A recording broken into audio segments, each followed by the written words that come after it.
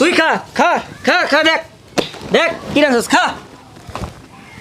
রান্না করে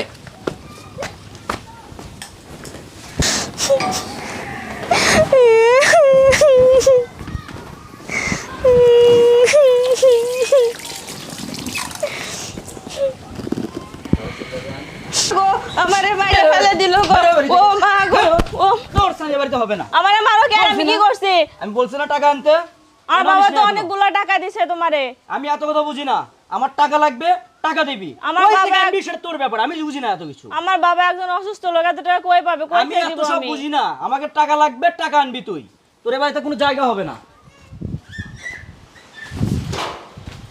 নে তো সব কাটি কুটি নিয়ে বেরোয় বাড়ি থেকে যাই বাড়ি থেকে আমি যেন তোর ছায়া নাই দেখতে পাই এখানে টাকা নিবি তারপরে আসবি এর আগে বাড়িতে উঠবি না তুই বাবা অসুখ আর আব্বা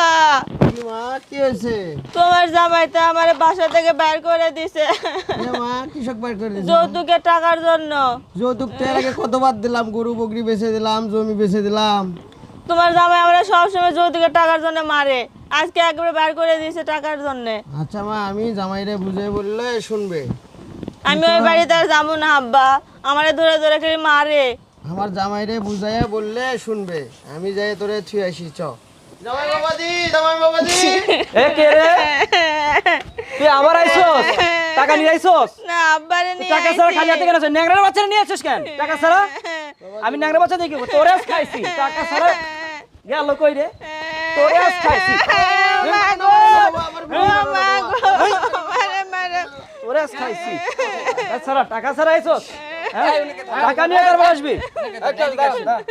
আপনি এদিকে আসেন। কি হয়েছে আপনি এটা কি করতেছেন ভাই? কি করতেছি মানে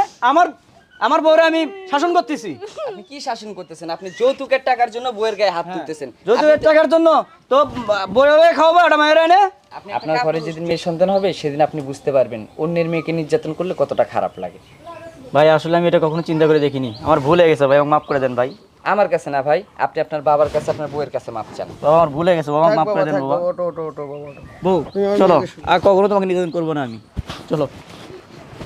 কাকা আপনার আর কোনো টেনশন নাই, আমরা আপনার